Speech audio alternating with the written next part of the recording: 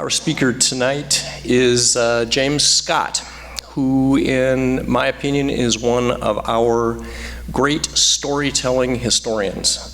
Someone who has an intuitive knack for being able to spot this is a really compelling tale, and then being able to turn that into something that is human relatable, never neglecting the big picture, but always bringing it down to the human level and giving us that personal story that we as humans just innately lock into and enjoy.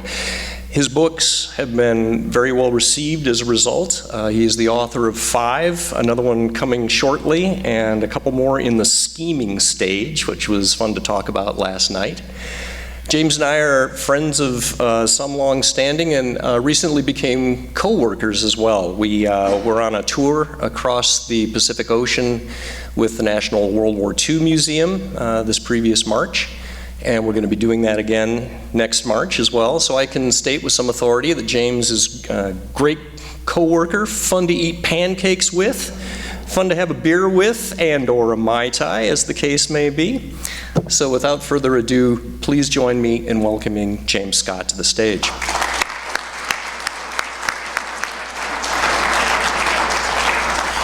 Now, at sunset on the night of March 9th, 1945, more than 300 bombers lifted off from runways in the Mariana Islands, bound for Tokyo. Plans called for these bombers to fly barely a mile above the ground into one of the most heavily defended cities in the world. No fighters would accompany them. Ground crews, in fact, had gone so far as to strip the planes of their guns, freeing up weight to carry more bombs. To most, this was a suicide mission. But the operations architect believed otherwise, and he was right.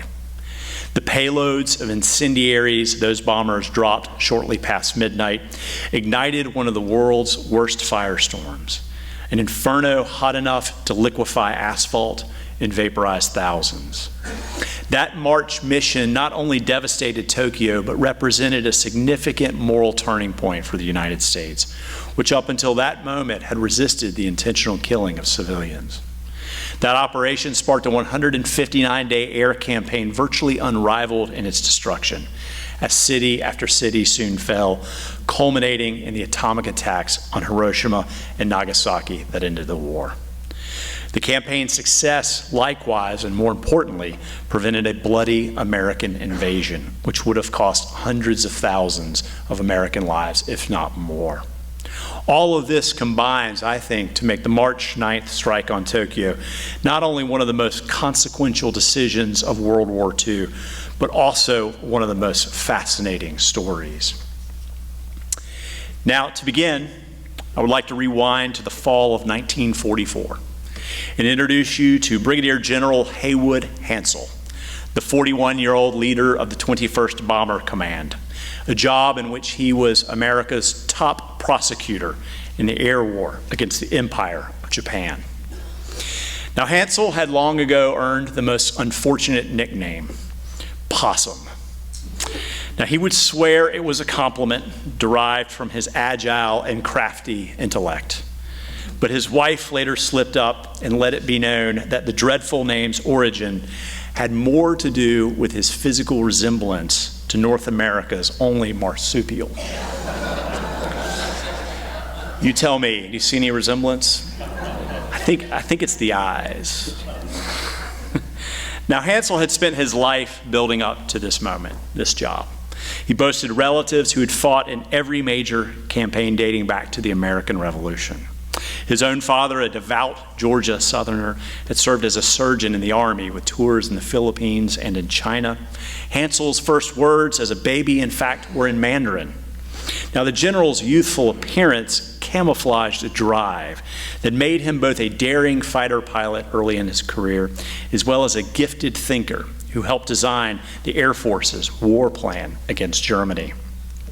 At his core, however, Hansell was a Southern gentleman whose love of writing verse had made him the Air Force's unofficial poet laureate. The genteel general who recited Shakespeare and adored Gilbert and Sullivan operas approached combat in a similar manner. He despised the firebombing of cities that had come to define the British air war in Europe, while advocating instead that America execute high-altitude, daylight precision raids designed to knock out an enemy's industry while minimizing civilian deaths. But as Hansell, as he soon discovered, he had taken on a massive challenge in the Pacific. The fight to retake Saipan, Tinian, and Guam in the summer of 1944 had proven incredibly destructive, costing America 25,000 dead and wounded. But this prized Pacific real estate had for the first time placed Tokyo in range of American bombers, a fact reflected in the enemy's ferocious fight, including the largest suicide charge of the war, which led to about 4,300 Japanese deaths in the span of just a few hours. 6 days after that June 15th invasion of Saipan, the first aviation engineers had waded ashore, tasked with turning this 48 square mile island into Hansell's air base. And the job had proven Herculean. Not only had the battle reduced Saipan's few towns and villages to rubble, but the island's few roads could handle little more than ox carts. Engineers armed with dynamite, jackhammers, and bulldozers leveled hills, blasted coral quarries, and cut roads through sugarcane fields. Others, meanwhile, had set out to erect the tents and the Quonset huts that would serve as the operations buildings, the mess halls, and the officers' quarters. All of this was done as rogue Japanese snipers who still haunted these islands continued to target laborers, trucks, and even planes in an effort to disrupt progress. But Hansell's challenges went beyond just base logistics and snipers. His first few missions to bomb Tokyo in late November 1944 had revealed that impenetrable clouds often blanketed the island nation, limiting visibility some months to as little as just 3 days. In addition, crews battled hellacious jet streams over the empire that raged at speeds of up to 230 miles per hour and wrecked bomber accuracy. But Hansell wasn't the only one sweating out these early missions. Halfway around the world in Washington, Army Air Forces Commander General Hap Arnold anxiously monitored the results of each strike. Now, Arnold was an air power pioneer who had learned to fly from none other than Orville and Wilbur Wright in an Ohio cow pasture under the watchful eyes of the local undertaker who didn't put much faith in early aviation. The only reason that early aviators, in fact, wore those trademark goggles, oh, my thing didn't click ahead, like you see here on Hap Arnold, was because a bug one time hit him in the eye while landing. You can see here that Snoopy, in fact, would later adopt that famous look. You know, who wore it better, right? Now, in the span of his career, Arnold had seen aviation advance from those primitive wood and fabric biplanes to the muscular four-engine bombers capable of bridging oceans and turning an entire nation into a battlefield. Now, the rise of aviation had prompted Arnold to begin to advocate for an air service independent of the Army, a view that had become a crusade for him. Now, to make the case for an independent air service, Arnold needed his Air Force to own an equal share of victory alongside the Army and the Navy. Now, he had hoped that the air war in Europe might accomplish that. But despite the best efforts of British and American bomber crews, the fight there had devolved into a slog, becoming the conflict's longest battle. More American airmen, in fact, would die in the heavens over Europe than the Marine Corps would lose in the entire war. And in the end, the infantry still had to storm the beaches and retake villages, towns, and cities. But Japan offered Arnold a second chance, a blank canvas on which he could paint the awesome power of his Air Force. More importantly, he understood that if he could not bring Japan to its knees by bombing, hundreds of thousands of American airmen would have no choice but to storm ashore and give battle inside the cities of Tokyo, Osaka, and Nagoya, in which promised to be an incredibly bloody invasion. Now, to accomplish his goals, Arnold had made one of the biggest gambles of the war. He'd spent $3.7 billion of taxpayer money to design and build the B-29 Superfortress. The B-29, in fact, proved the single most expensive weapon system of the entire war, surpassing even the atomic bomb. That staggering price tag no doubt led to the 3 heart attacks Arnold suffered in the first 2 years of the war, leading up to Hansell's first strike on Japan. Now, developed by Boeing, the 4-engine bomber proved an engineering marvel, assembled out of 55,000 parts. Construction of the nearly 4,000 B-29s Arnold ordered had proven an aeronautical gold rush, as the promise of steady jobs attracted tens of thousands of prospective laborers to the handful of plants around the country that manufactured them. Now, to accommodate this labor force, the federal government went so far as to build an entire new city in Kansas called Plainview, just to house this army of workers, complete with schools, shopping malls, and even movie theaters. Overnight, Plainview mushroomed into one of the largest cities in Kansas, prompting residents to dub it the Miracle City. With a tail that rose as high as a 3-story building, the superfortress boasted the largest propellers ever fitted on an airplane, along with a sprawling 141-foot wingspan. That's 20 feet longer than the Wright brothers' first flight. But the B-29, as Hansell soon discovered, proved a troublesome new airplane, often prone to engine fires. Mechanical fires on a more than 3,000-mile round-trip flight to Tokyo could doom a crew who looked down for hours and hours upon nothing more than dark and forbidding ocean. Sometimes, one pilot later said, we wondered whether the battle was with the Japanese or the B-29. Now, as you can see in this photograph here, the Air Force came up with a really good way to solve that problem. If you went to Ace Hardware and got a couple fire extinguishers and you just position guys underneath each wing on startup, you could minimize that. And so imagine how comforting that is when you're looking out that cockpit window, sitting on top of about 8,000 gallons of aviation fuel, and there's a dude with a fire extinguisher underneath you. Now, as November rolled into December, Hansell continued to struggle. His early missions, which were designed to knock out Japan's aircraft industry, had all but come up as a bust. Post-strike photos, in fact, reveal that his pilots were lucky to hit within 1,000 feet of his target, much less destroy it. Mission after mission was a total bust. Now, the failure of these strikes sparked tensions between Hansell and Brigadier General Rosie O'Donnell, who was Hansell's lead wing commander.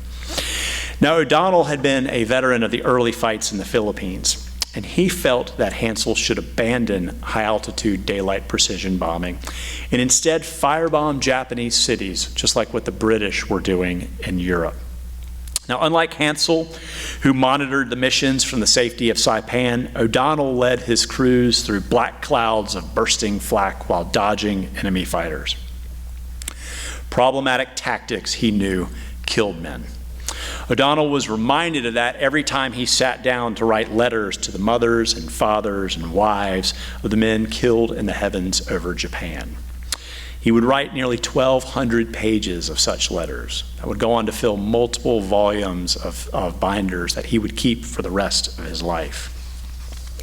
Now, to make matters worse for Hansell, the Japanese, outraged over these early attacks on their capital, began to retaliate, raiding Saipan day and night from Iwo Jima, their base there, which was about 700 miles to the northwest. And at this point in the war was still in the hands of the Japanese. We would not actually get it until March of 1945.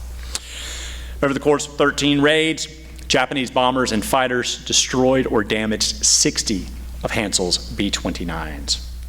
These raids not only incinerated his precious few bombers, but they also rattled the already exhausted air crews, who after flying these grueling 15-hour missions returned to base, only to have their sleep interrupted by midnight raids. The air war against Japan, much like his battle with Rosie O'Donnell, was shaping up as a pivotal test of Hansell's fundamental beliefs about bombardment, ideas that had come to define him. Now, while firebombing cities horrified Hansell, other American leaders increasingly disagreed. It was hard not to watch German cities burn and wonder if the same such tactics might not work against Tokyo, Osaka, and Nagoya. America, in fact, had already begun planning for the possible adoption of such tactics, beginning with the development of a new incendiary bomb filled with a flammable gasoline jelly that today we know as napalm, which was actually first tested on Independence Day 1942 on the soccer field at Harvard. To further test this new weapon, America went so far as to build a mock Japanese village in the deserts of Utah, one so authentic that the craftsmen swapped out nails for wooden pegs. Engineers, in an effort to really capture total detail, even went so far as to build a factory to produce woven tatami mats, which is that iconic flooring often found in Japanese homes. To further maximize authenticities, workers included sliding screen doors, seating pillows, and tables. You can actually see this is a photograph from inside one of those mock homes here. Over the course of the summer of 1943, America incinerated that village and then rebuilt it, burned it, built it again, and then burned it yet again. At the same time, back in Washington, analysts had begun studying the devastating effects of the 1923 earthquake and fire that had destroyed much of Tokyo and Yokohama. That tragic natural disaster, which claimed the lives of more than 100,000 people, had revealed the enemy's Achilles heel: dense wooden cities that were highly susceptible to fire. Back on Saipan, meanwhile, Hansell continued to struggle. By the end of 1944, despite having flown 8 missions against Tokyo and Nagoya, Hansell had failed to destroy a single factory. Japan's war machine still hummed, and Hap Arnold was out of patience. Arnold fired Hansell in January of 1945, replacing him with Major General Curtis LeMay. Now, the 38-year-old LeMay was everything Haywood Hansell was not. LeMay lacked the social grace and the polish of his poetic predecessor, a factor derived from his less than genteel upbringing. LeMay's physical resemblance to a bulldog mirrored his stern reputation, which, coupled with his dislike of chit-chat, or really any talk in general, had earned him the nickname the Diplomat. That was the kinder of his many names. Those on his staff preferred Iron Ass. Now, unlike Hansell, who was raised in comfort, LeMay had suffered a hard-scrabble childhood, one whose adversities had shaped the warrior he'd grown up to become. Now, his father had been a dreamer and a ne'er-do-well, who often bounced from one manual labor job to the next, dragging his family cross-country in tow. LeMay had learned at a very, very early age that he could depend on no one but himself. In fact, he put himself through college at Ohio State studying engineering by working all night in a steel mill. Soon after the outbreak of the war, LeMay was diagnosed with Bell's palsy, which is a form of facial paralysis, and it caused his right cheek to droop. To hide the residual effects, he often chewed on a cigar, which later became an indelible part of his image, like this cover of Time magazine here from 1945. Now, LeMay's difficult upbringing had made him a tireless worker, a leader who gave tremendously of himself to the war. He was lucky to score a few hours of sleep a night. A theme, in fact, in all his letters home was his exhaustion. LeMay spent much of the war overseas, which came at great sacrifice to his wife and young daughter, Janie, at home. On a brief visit back to Ohio as he transitioned from the European to the Pacific theaters in early 1945, he went and visited his family. And there on a frigid night in Columbus, his daughter dragged him by the hand outside on the porch and made him sit there on the swing. And as 10 minutes turned to 20 and 30, he kept pleading with Janie to go back inside, and she insisted they sit there. Only after about an hour did she finally relent, and they go back inside. LeMay's wife later confided in him that the reason Janie had insisted they sit out there is because she wanted to prove to all the other children on the block that she actually had a father. A gifted pilot and a navigator, LeMay had proven to be a daring commander in Europe. His background in engineering had made him a natural problem solver, which he used to pioneer longer bomb runs and develop new formations that helped B-17s maximize their defenses.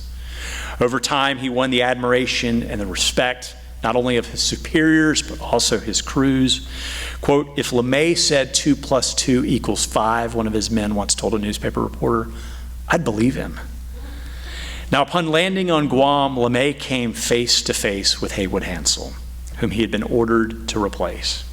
Now, Hansell and LeMay were friends. In fact, they had fought together in Europe.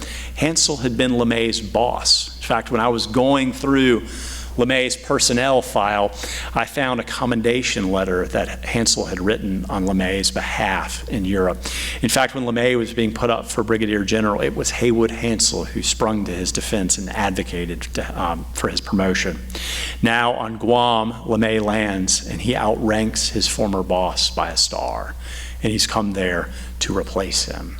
But Hansell, always that Southern gentleman, refused to hold it personally against LeMay. But he did give him some advice.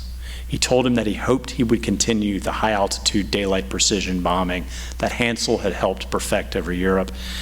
And he also cautioned him with a warning. He said, remember, in the end, we will be judged not by whether we win this war, but by how we win this war. Now, LeMay initially followed Hansell's advice. A pragmatist, he set out to solve the problem of how best to bomb Japan. He dropped his bombers from 30,000 feet down to 25,000, hoping to bring them in underneath the jet streams. He likewise established schools to improve pilot, navigator, and bombardier performance. Though Hansell had been reluctant to use radar, LeMay embraced this new technology. He also revamped the maintenance systems for B-29s to increase the performance of his planes and keep more bombers in the skies. Now, despite all these efforts, however, LeMay, just like Hansell, struggled with Japan's terrible cloud cover and ferocious jet streams, which combined to stymie his attacks. The days soon turned to weeks as January 1945 rolled into February and then March. Yet America's bombing results remained poor. The stress not only weighed on LeMay, but also on his air crews, who day after day had to return to the same target, battling enemy fighters and flak.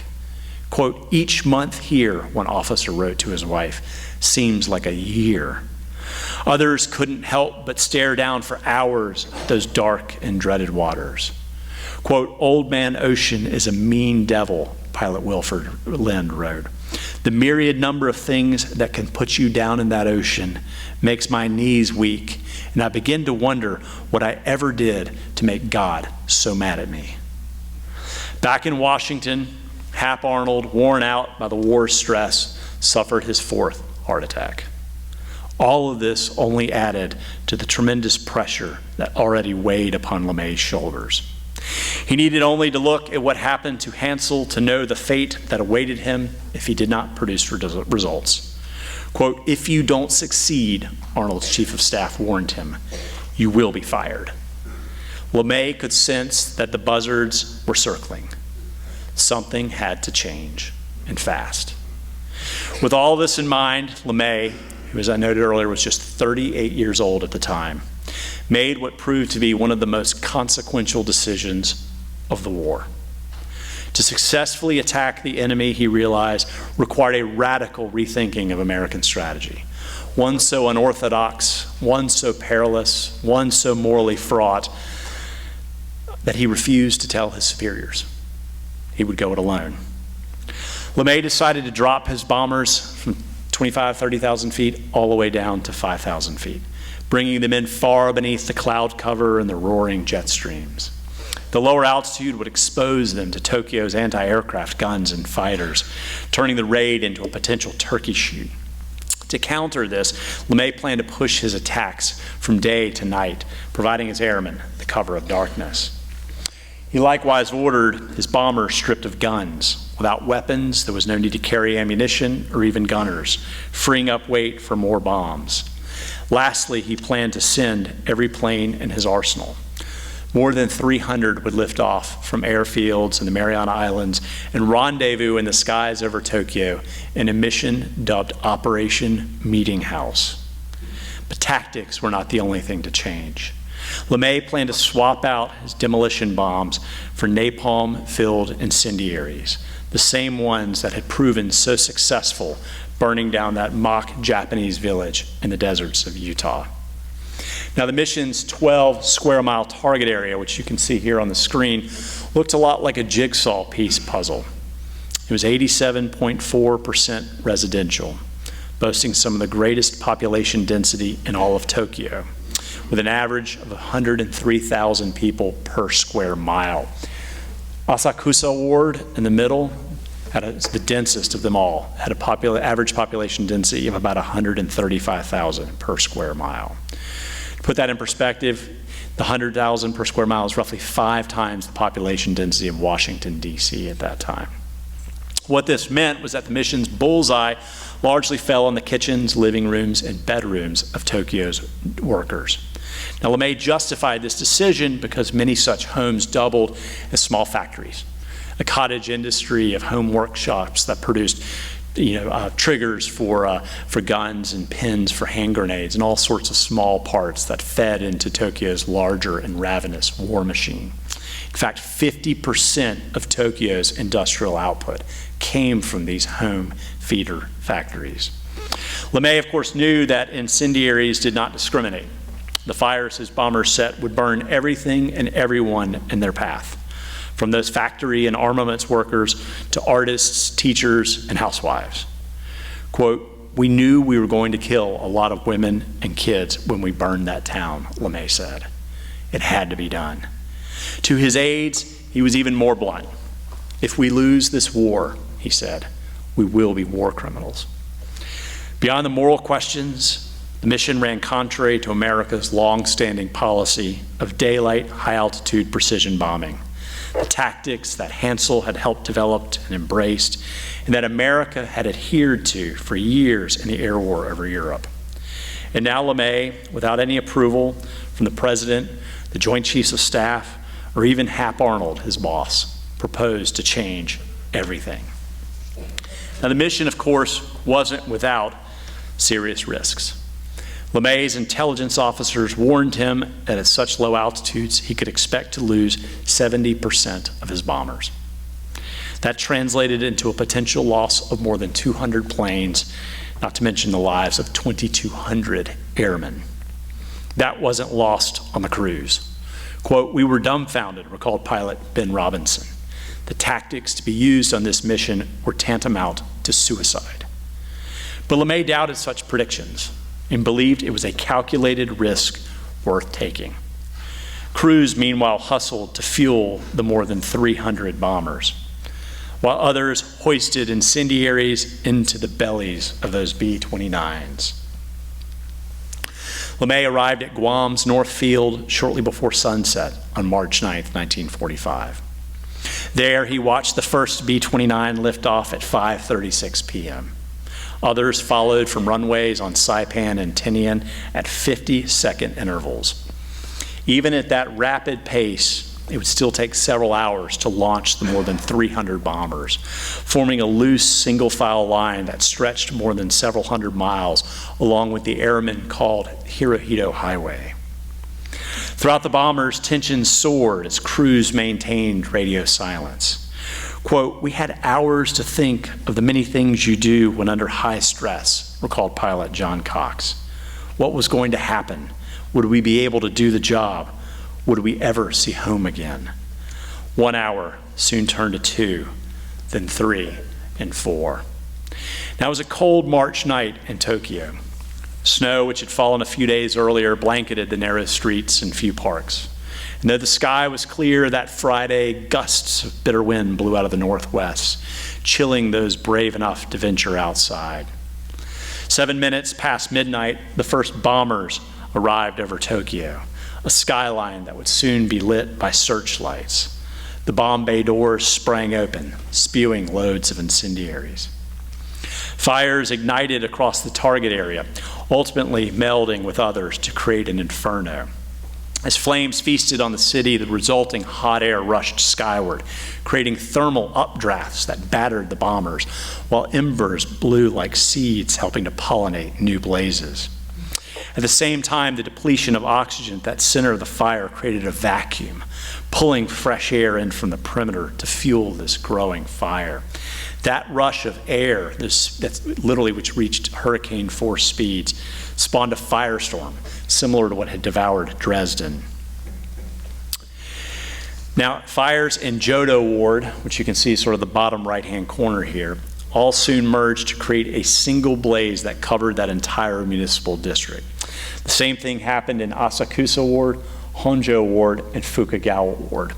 Then those fires all then collided with one another to literally create a single fire, like firestorm that covered 4 municipal districts. Winds then drove that blaze leeward, creating what amounted to a tidal wave of fire about 3 miles long that rolled across the Capitol. Residents could look skyward to see this terrifying phenomenon bearing down on them. Quote, "It seemed," one resident recalled, "like a wave crest approaching from beyond the ocean." Like many in the Capitol, 12-year-old Katsumoto Satome was in bed as the first bombers buzzed overhead. From a poor working-class family, the junior high school student had been conscripted into the war effort, hauling scrap metal for Kubota Ironworks on the banks of the Sumida River. He and his sisters were asleep when his father burst into the room and shouted for him to wake up. The roar of the bombers greeted Katsumoto when he opened his eyes, and despite the blackout curtains, light flooded the windows of their home, so much so that the youth could read the characters on a wall calendar in his room.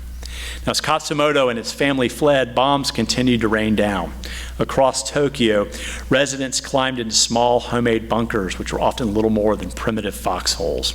Others sought out the few concrete shelters that existed in Tokyo at the time: government buildings, train stations, schools. Lastly, residents fled toward the city's few parks, which served as the only open spaces really in this otherwise dense and congested city. So what was it like for those residents trapped inside this firestorm? That was one of the questions that I asked the survivors when I interviewed them in Tokyo as part of the research here. Of course, there are no photographs that survived from inside this firestorm, but a number of residents have gone on to paint pictures to kind of illustrate what it looks like, to sort of give us a clue of what it was like that night in Tokyo. The glow of this fire literally turned day into night, illuminating the Capitol as though it were noontime. And the fires produced a deafening roar like a freight train, loud enough to drown out the cries of husbands separated from wives, parents separated from children. The air, as you can imagine, was scorching. It burned people's throats, forced their eyes to water. People literally struggled just to breathe, kind of like when you open up a hot oven.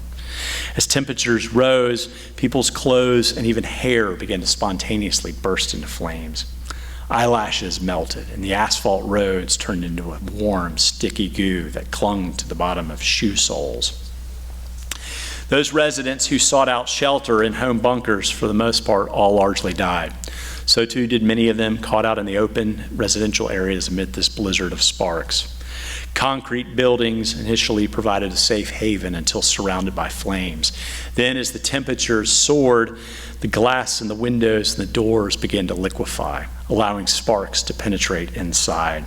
Once inside, those corridors and stairwells functioned much like chimneys, funneling the superheated air, toxic gases throughout. This nondescript photo here actually documents, is shot right after the war by the United States Strategic Bomb Survey, actually documents one of the hottest places investigators found in Tokyo from that storm. What you're looking at here actually is a ground floor window that had once been covered by glass and rebar. As you can see, the fire was so intense here that it not only melted that rebar, but it also began to melt the concrete around it. Just to give you a little bit of insight on it, concrete does not begin to break down until temperatures reach about 2,800 degrees. It's pretty incredible. Now, to give you another sense of the temperatures inside this inferno, if you take a look at the image in the top right-hand corner, it's actually kitchenware fused together with clay roof tiles. And what had happened is, as the home burned and the roof collapsed into the domicile, those tiles then melted together with dishware. In the bottom right-hand corner, it's a similar picture, only in that case, it's dishware fused together with corrugated metal roofing, which is a real common roofing type in Japan, along with roof tiles. Last image here shows you that it was literally hot enough that it could fuse coins together. These are actually, there's a small private museum in Tokyo dedicated to the fire museum. These are actually artifacts that were recovered that they have on display there. For nearly 3 hours in the skies over Tokyo, bomber after bomber unloaded its payload. And as the inferno grew, inbound pilots could see the glow of this dying city from 50 miles away, then 100, then 200. From the cockpit, the ground below appeared to move like lava, prompting many of the airmen to compare it to Dante's Inferno. Quote, "It felt like you were staring into the mouth of hell," recalled Second Lieutenant David Braden. Smoke, meanwhile, wafted through the bombers, carrying with it that distinct aroma of barbecued flesh, of dogs, horses, and even people. Quote, "It was, as pilot Charles Phillips later noted, the smell of death." Now, the sun rose over Tokyo on the morning of March 10th to reveal an apocalyptic wasteland of smoldering ruins, interrupted only by the occasional brick chimney of a torched bathhouse or factory. Fires had amazingly devoured 15.8 square miles of Tokyo. Now, Tokyo Fire Department did not put this blaze out. In fact, within 30 minutes of the attack, the fire department was completely overwhelmed. Within 6 hours, by sunrise, literally, the fires had burned themselves out. There was simply no fuel left in that area to burn. The inferno claimed the lives of more than 100,000 folks in Tokyo. That sum is more than 4 times the number who died in Dresden. And Dresden, as we all know, is sort of that symbol of airborne horror, and everybody kind of thinks of that, when actually Tokyo was a far more destructive raid in terms of people killed and also property damage. The strike wounded about 40,000 and left 1 million people homeless. Literally 1 out of every 4 buildings in Tokyo was destroyed. 12-year-old Katsumoto Satome and his family had miraculously survived, however, escaping across the Sumida River on a railroad bridge near the target area's northern border. That next morning, the family, like so many others of the survivors, pilgrimaged back into the city to find out what was left of their home.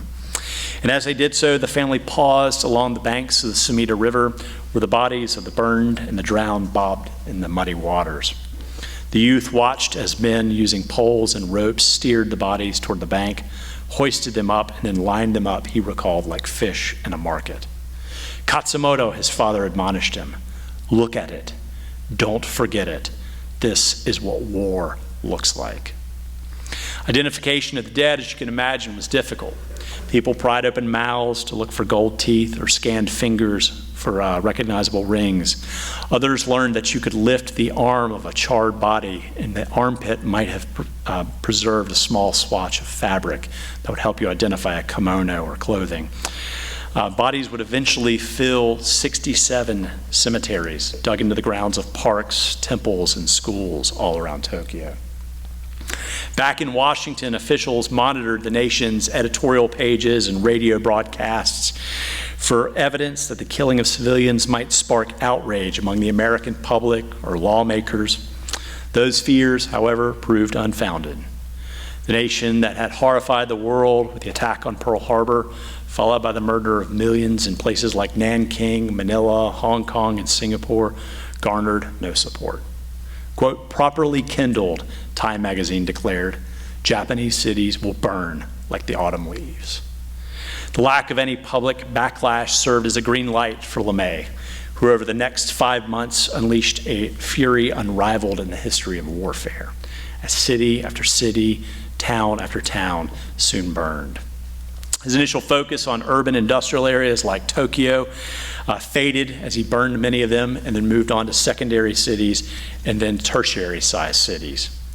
LeMay's campaign, of course, ultimately culminated on the morning of August 6th, the atomic attack on Hiroshima, followed 73 hours later by the destruction of Nagasaki. Only then, with dozens of its cities in ruin, did the Japanese government finally surrender. In the 159 days from his strike on Tokyo until Emperor Hirohito announced Japan's intention to surrender, LeMay torched 66 Japanese cities, ultimately incinerating 178 square miles. Tokyo suffered the worst. After that March raid, American bombers returned 5 more times, ultimately burning 56 square miles of the Japanese capital. To put that into perspective, Manhattan Island is only 21 square miles. So it gives you a sense of just how large it was. All told, America's bombing campaign against the Japanese homeland killed more than 330,000 people, injured 500,000 more, and left 8.5 million people homeless, creating one of the largest urban evacuations in the 20th century as residents fled Japan's cities for the countryside, creating all sorts of pressure on rural people, and again, creating additional pressure on their government to push them towards surrender. Now, LeMay had, in the end, accomplished exactly what Hap Arnold had wanted. He had brought Japan to its knees without the Army having to put boots on the beaches of Honshu, saving hundreds of thousands, if not more, American lives. In fact, a report in July of 1944, a Defense Department estimate, said that if America had to invade, we could expect anywhere from 1.7 to 4 million casualties, while the Japanese would face between 5 and 10 million casualties. Even Haywood Hansell, who was crushed at losing his dream job to his subordinate, believed that LeMay, in destroying Tokyo, had made, quote, a shrewd and courageous decision. In my mind, Hansell said, that decision was one of the most important decisions of the entire war. It was a personal decision, not a consensus, and LeMay alone should bear the credit for it. So that concludes my uplifting talk on the destruction of Tokyo. Thank you guys very much. This is Sergeant Bob Mikkelson. Bob started basic training and then went to flight training at Alamogordo in New Mexico, where he was assigned to crew a B-29 aircraft with a bunch of instructors. So he had a cherry-picked crew that he joined. Amazingly enough, a lot of our veterans are these special guys that get selected for these top flight units and crews like Bob did. Bob was then out-processed to Guam, where he flew 10 missions from the Marianas base on Guam, Northfield, now known as Anderson Air Force Base. Bob, why don't you join me up on the stage? Bob, I know you went to basic training as the first part of your experience as being a B-29 air crewman. What was basic training like for you? As soon as I turned 18, I was, of course, in 1943, I was in the Army right away. And we went to Jefferson Barracks in Missouri, and it was called basic training. I'm sure many of you have experienced it. We had a sergeant there that was typical of what you see on the television, and basic training, marching, uphill, downhill, all kinds of exercises. His name was Ray Jesse, but we called him Sergeant Ray. The group that I was with thought he was a pretty difficult person. So we decided that there was only one way to approach him, and that was to do everything better than he expected.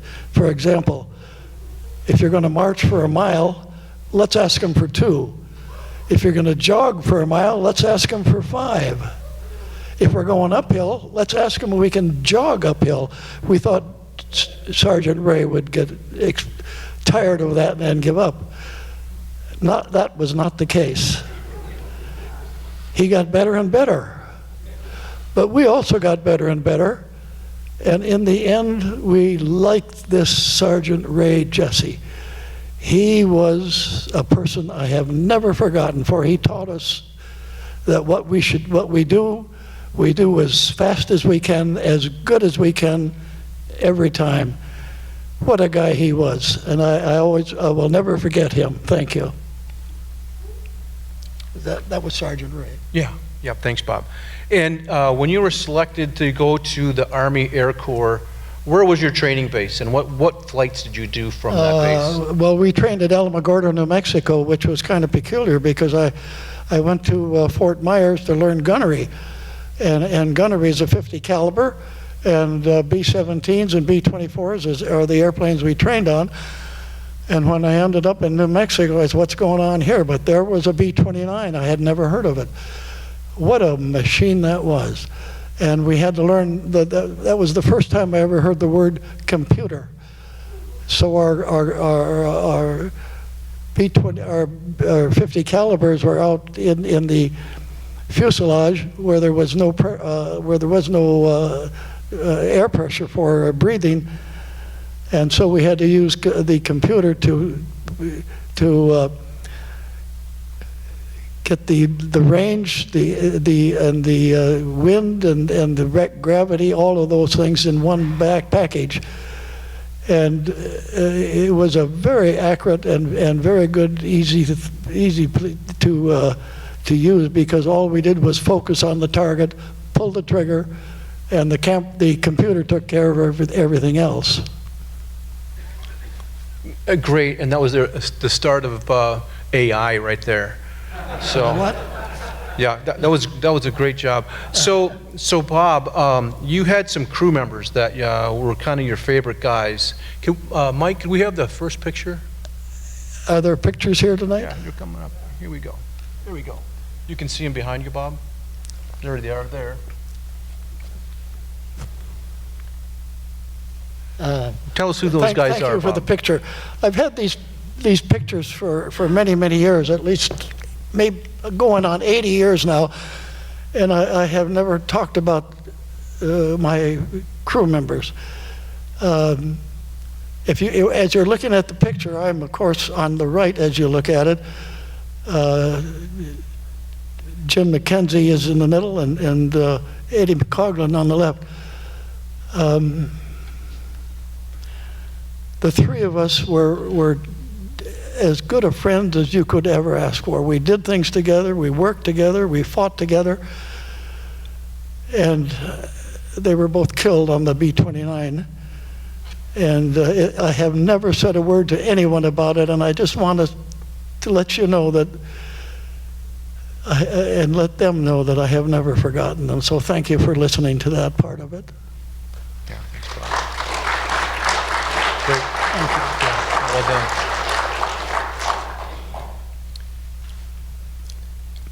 And so, Bob, you and your buddies and your crew members, you were out-processed and you were assigned to Guam as your base.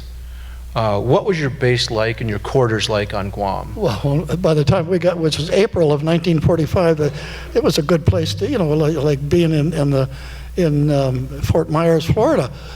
We were in Quonset huts. We had all the food we needed, and it was nice and warm, sunshine, and we could chase Japanese every day. Except I told our captain, by captain I mean Captain Mansfield, who was our chief officer.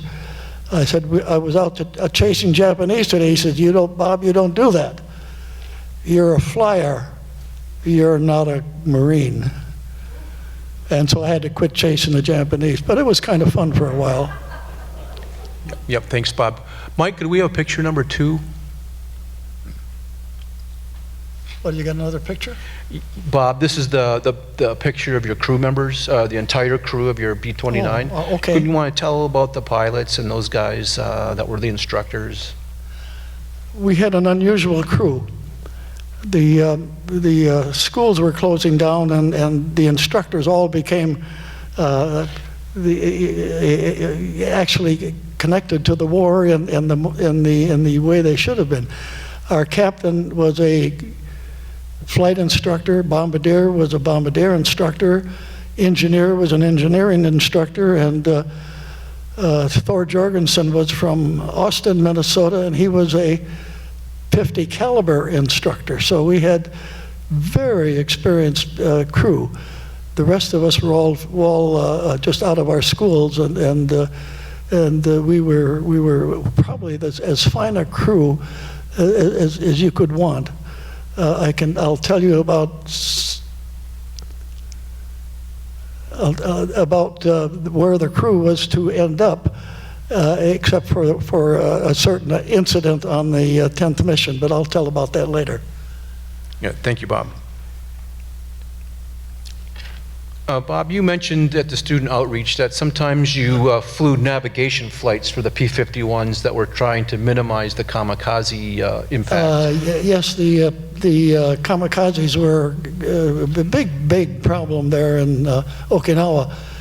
And we would fly, in navigation, we'd fly to Iwo Jima and circle there, and as the P-51s would came up, and then we would fly, we would navigate them to the southern Kyushus to interrupt the flights of the Japanese planes, plus any other thing that they could find on the ground. We would just circle in the air until they were done on the ground, and then we'd navigate back to Iwo Jima.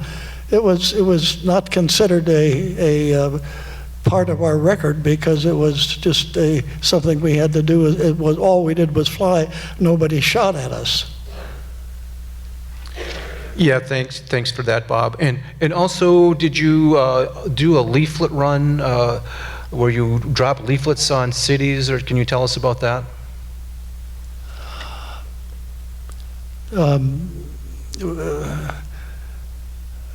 You've seen the leaflets, haven't you? I've seen your leaflets, yeah, it's impressive. Well,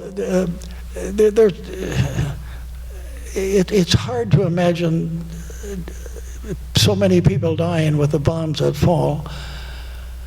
And it hurts us all, doesn't it? Even though we know it was the right thing to do.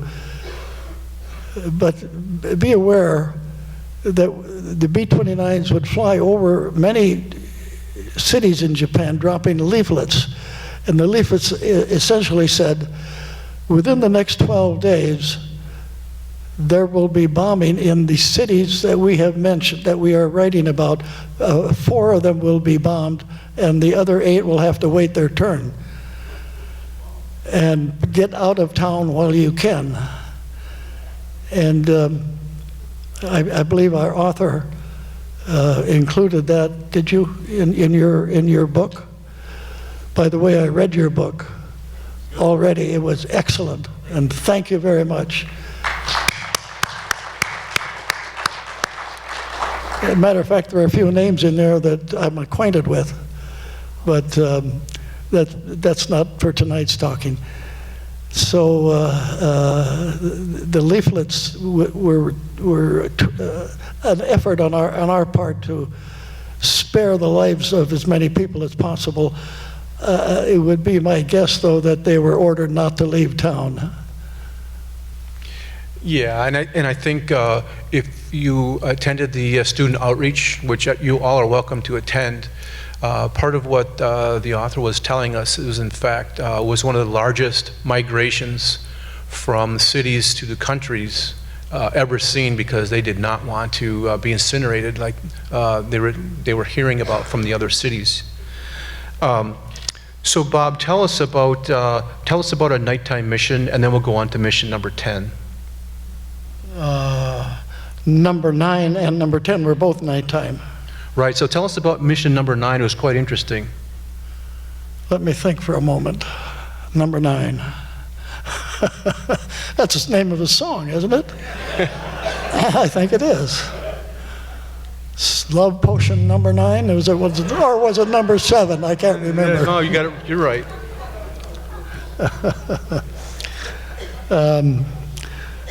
Yes, number 9. Well, that was different from the 10th, and I'll explain why I say that.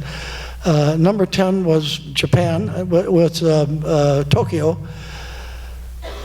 nighttime, and we reached not Iwo Jima. What was the name of the mountain there? Fujiyama. We reached Fujiyama exactly at midnight, and ahead of us we could see lights and burning, but it was rather dark. What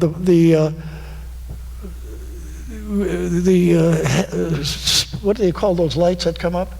Searchlights. The searchlights were there, but not all of them were in our trail. And so we dropped bombs. We had a problem with our rear bomb bay. It did not close. We had 1,500 miles to fly with an open bomb bay. You can't do it. So our bombardier came back and said, we got to fix it. And we held, each of us, two of us held his legs and dropped him into the bomb bay where he could find the little the winch that he could get down into a hook. And that took about an hour. And then when he had that in the hook in, he walked out without a parachute on the edges of the bomb bay and winched up the bomb bay doors. We were fortunate to get a landing on Iwo Jima. It was very dark. We were told not to exit the airplane because anybody walking around would be killed by Marines, assuming that anybody walking around would be a Japanese. And at daylight, we got more gas. We got back to Guam. And after we were interrogated a little bit, we had some lunch, and we're told that our next flight is at 5 o'clock. So we had possibly 3 to 4 hours of sleep, but none of us slept, so we were ready to go by 5 o'clock. Was that what you wanted? Yes, perfect. Mm-hmm. Yep. Bob, what happened on mission number 10 then? Can we go there now? Are you ready? People say sometimes, how many missions did you fly? And they say 10. Oh, that's not too many, is it? Not too many. No, it isn't.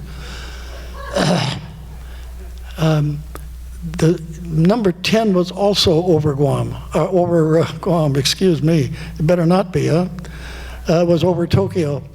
And again, we went across the mountain at exactly midnight. And below us were lights and that we had never seen before. I think what happened was every time we bombed Tokyo, the Japanese had their anti-aircrafts around the town from north to south to east to west, and they decided that we always came the same way.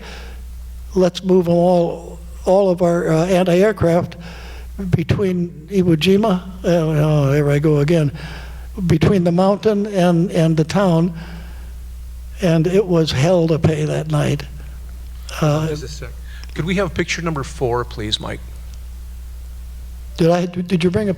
Yeah. You had a. We have this one now, Bob. We had a picture. Yep, there it is there behind. Is it in black and white or? Yes. Black and white or color? It's black and white. Black and white. Okay. We saw it in color. It looked terrible. If you see the white in the middle, that's the smoke coming up from the ground, and then there are all kinds of little red. To you, it'd be white lights that move, and that's the explosion of the bombs coming in, the clusters. It was just the most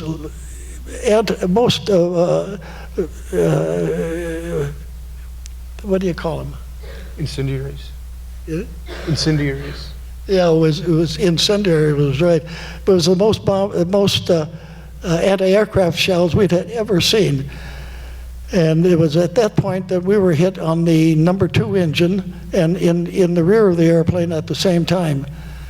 And our fire in the rear engine was a white, hot, streaming fire way back in back of the tail of our airplane. And it was getting a little bit difficult to fly, of course, because of the hot air onto the wind on the left wing, and so we were starting to have trouble. Yes, we all bailed out at that time. Excuse me, I'll go back further. We all said, matter of fact, I called the pilot and said, let's get the hell out of here. I didn't want to be burned alive in the air. And the bombardier came on and said, let's ride it down. He did not want to be captured. And the pilot said, target straight ahead. And so for the next 15 to 20 minutes, we were flying from that right into the center of Tokyo where we dropped our bombs. And then came the signal to bail out. If you saw the picture behind me, the two persons that were my good close friends, both of them died at that point. The tail gunner was, we don't know because we could not enter his quarters. It's a door that is closed and cannot be opened except from the inside during flight. The radio operator, Jim McKenzie, had come back and was throwing out tinfoil trying to distract the radar from the ground. And he had been hit by some shrapnel? Yes, he had been hit by the shrapnel, and he was laying there bleeding. And I walked back. It was only about 3 or 4 feet, and the radar operator was trying to take care of him. And I did not want to leave my post too long, so I, of course, went right back there. By the way, at that night, we saw the Baka. It's a Japanese small bomb that is it's not a oil. I mean, a combustion engine. It's a rocket. And they were looking for airplanes, and they didn't find us. They found us. We were found by the ground, but I'll get to that later on, maybe, because there were we could hear on the ground. We could hear people cheering. I'll tell about that later. Okay, and then you had to bail out, Bob, and then you were in your parachute. It was bombs away and then bail out. I said goodbye to Jim McKenzie. I didn't say goodbye. I just walked over to where he was lying, put my arm on his shoulder, and shook my head, and then I bailed out. Yep, thank you. It must have been a hard time for you. It still is. Yeah. Yeah. That's why thank you for letting the pictures. I wanted to pay tribute to my two friends. That's why I did it. Well, it's meaningful for all of us, Bob. Mm-hmm. On the way down, could you tell us about the citizens and the soldiers? Well, I didn't know how high we were, so I thought maybe we had lost altitude. I pulled the ripcord at 3,000 feet, and there was so much light coming from the fires, I could see the ground. And beneath me were Japanese soldiers with rifles and their bayonets at the end of those rifles. There they were menacing. And they had formed a large circle. And I thought I was supposed to land in that circle, which I did. But their rifles were not pointed at me. They were pointed at the crowd around that. And if it hadn't been for those soldiers, I would have been dead right there. Is that what you wanted to hear? Yeah. Amazing stories, Bob. Yeah. But, you lived through that. Bob was then captured, and he was interrogated four times, and then he was moved to a prison on the island of Amori. Did you? Oh, you haven't said a word about. Did you say about the Kipitai? I think we need to move on from that. Okay. Why don't we talk about the events of August 15th? August 15th.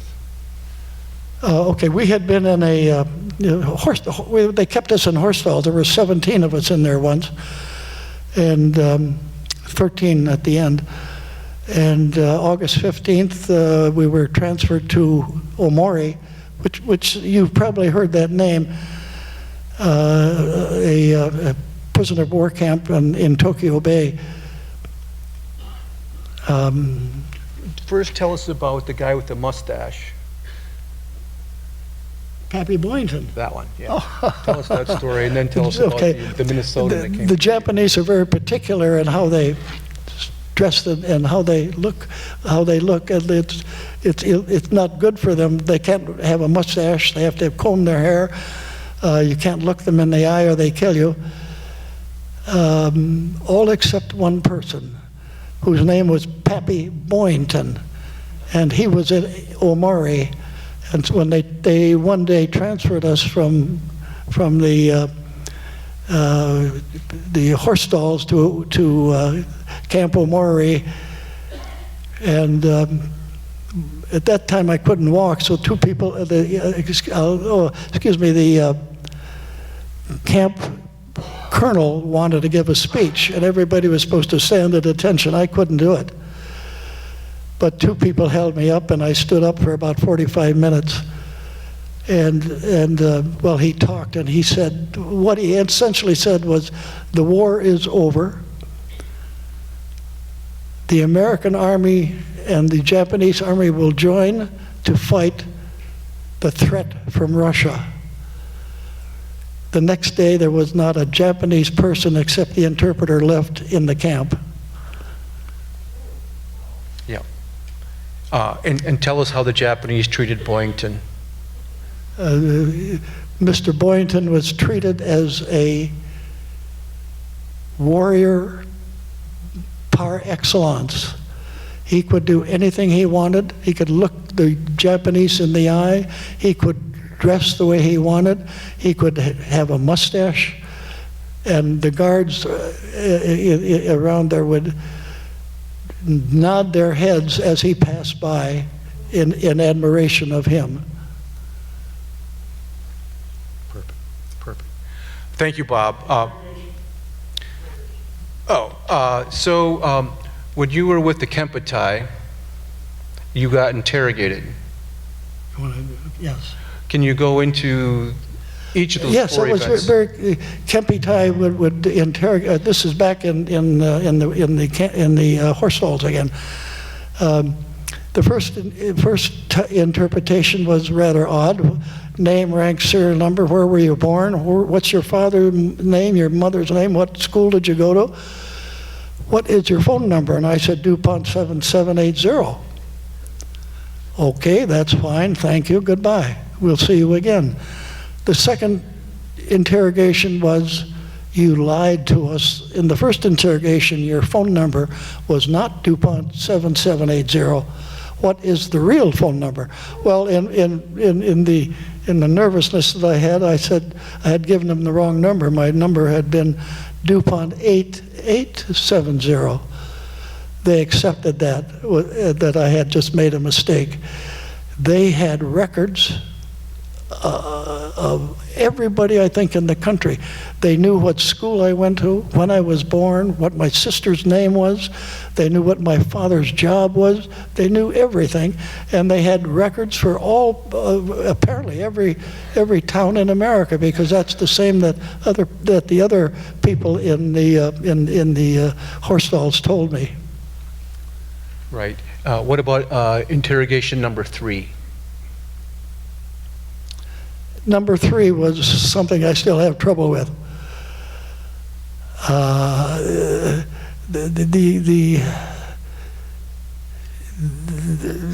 In number 1 and 2, a little beating on the back, with these clubs. Number 3 was completely different. You're blindfolded, your hands are tied behind your back, you're kneeling on the floor, and there's 2 guards there. They used one of the long poles that they had to put across my knees in the back of me, and they played teeter-totter. Oh, that is painful. That is so painful. And I don't know how long it went on, because I just kept hollering. And they finally stopped and asked me questions. And the first question was, have you ever seen a B-29 with one Bombay? I said, no. Have you ever seen a B-29 with Bombays that are different? No. Have you seen a B-29 whose Bombay is larger than normal? I said, no. He said, would a B-29 hold only one bomb? I said, I don't know, but I've heard of a bomber that does, and it's in England, and it's called a Blockbuster. I said, I've never seen one. And that was the end of the interrogation. Thank you, Bob. And then there was somebody from Minnesota that came to see you on August 15th. Yes, after the staying in those little horse stalls and starving to death, by the way, we ended up in Omori, and on the 29th of August, a ship came in from out in Tokyo Bay with a bunch of Marines with machine guns, and they landed right at the dock there, and a person dressed in white got out of the dock, and the one interpreter in Indomori, the one Japanese interpreter left, talked to him and said, "I have no authority to release these prisoners." And Harold Stawson pointed a gun and said, "You have no authority, period." And that interpreter left camp immediately. And it was Harold Stawson, former governor of Minnesota, that came in on the 29th of August before the surrender was signed, because MacArthur had said no American soldier should step foot on Japanese soil until the surrender was signed. But Harold Stawson came in to save his soldiers when he could do it, because he thought that they would be killing all the prisoners before the surrender. So Harold Stawson, thank you very much. About an hour ago, I was in another part of the building here with some youngsters, and I thought it would be fun to teach them some Japanese words. And so I said to them, "Binijuku." And they looked at me, "What is that?" And so I counted from 1 to 10 in Japanese, and told them that the words Binijuku means in Japanese B29, yes. Or as Japanese would say, "Choto taihen yoi." Very good. All right, thanks. You stay seated.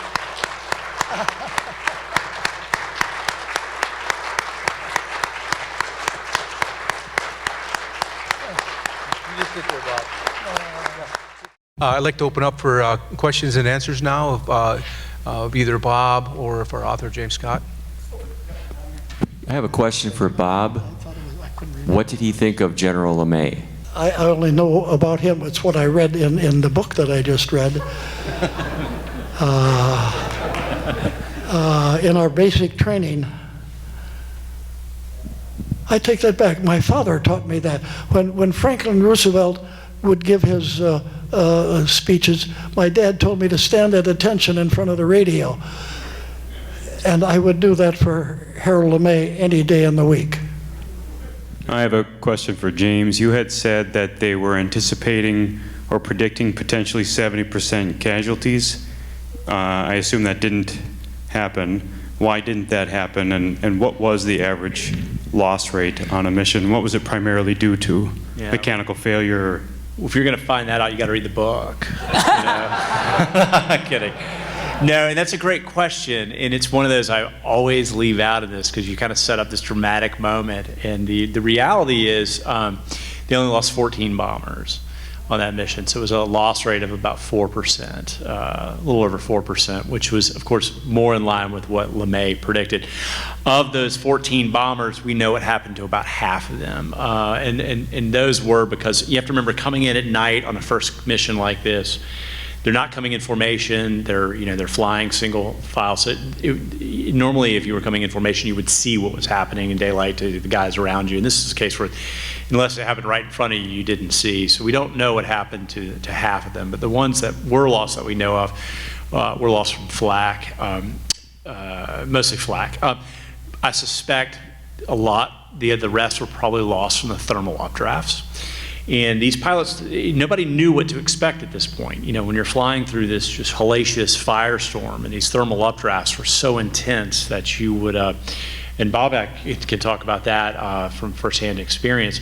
It would literally take a bomber flying in at 5,000 feet and knock them up to 8,000 or 9,000 feet. And in fact, on the Osaka firebombing raid, I was reading the after-action reports of one of the guys and one of the pilots, and he said that the Osaka fire raid was so much more intense even than Tokyo that everyone on the crew blacked out. And when they came to their senses, they were 5,000 feet higher than they were. And these, you have to remember, when they would come back, I mean, the bottoms of these planes would be black with soot. And flying in so low. So, you know, there were times when these guys would fly in, it might have bumped one plane up into another because they were flying in staggered. You know, one was coming in, one wing was coming in at 5,000, another 6, another 7. They sort of staggered them by about 1,000 feet. And did it blow one into another? Did they lose control? Things like that. So that's probably accounts for, my guess, either flak or thermal updraft, the chaos of it. Yeah. Oh, and the other question was, how many did they lose? Actually, when Bob was shot down, you were shot down on one of the Tokyo missions in May, as I recall. You were shot down in a Tokyo mission. The back-to-back 2 late Tokyo missions. And that was really the end of Japan's defense, really. After that, and then I will tell you, I mean, and when you were shot down, like, we lost about 60 planes in those 2 missions. I mean, it was a hellacious, yeah, it was a hellacious. 26 in his book. Was it 26 in the book? It was 60. Yes. Well, I all right. I think maybe I was thinking the 2 back. I don't know what I wrote. All right. That was a book ago. I just finished another one. I didn't bring it up. But it was really, yeah, I think it was 26. Sorry. It was so bad, though, that in fact, LeMay never wrote about, in any of his letters home to his wife, he never wrote about operational matters except after those missions. And it's the only time he wrote, and he said, you know, we've just got battered by the Japanese. And that's really the end. That's like the death throw of the Japanese. After that, all their air defenses go away, in part because they had so aggregated their air defenses around a couple of their big key cities. And after June, when we destroyed all their 6 major cities, we moved on to the secondary and tertiary. They couldn't move their anti-aircraft guns. They didn't know where we were going to go. And then, of course, later on, when we were flying against 4 different cities a night, they couldn't do it. So, I mean, in fact, LeMay actually wrote at one point in July, he said it's actually safer to fly a mission in Japan than it is to fly a training mission in the United States at this point, because there were simply no air defenses.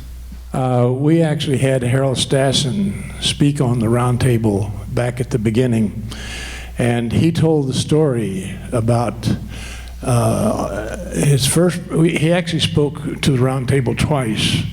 Once was about his experience on Admiral Halsey's staff. And he told that story that he was with Halsey on, I can't remember the ship, but MacArthur had made the comment, I'm going to be the first one to put American feet on Japanese soil. Halsey said, we've got people out there that need help. So Stassen, go take care of it. So Halsey actually directed Stassen to go ashore. But Bob, one of the things that I wanted to ask you, two of your crew members died at that, but I think I recall that you maintained a close relationship with the others. Are you the last remaining member of that crew? Yeah. Yes. But didn't you used to get together at the Fort Snelling Officers Club with those guys? I can't remember the year we started meeting. Was the crew would meet to be together for a while, but that ended in I think it was in 93, because there was only 1 or 2 left, and they couldn't go anywhere. And I'm the last one now that, of course, is still alive.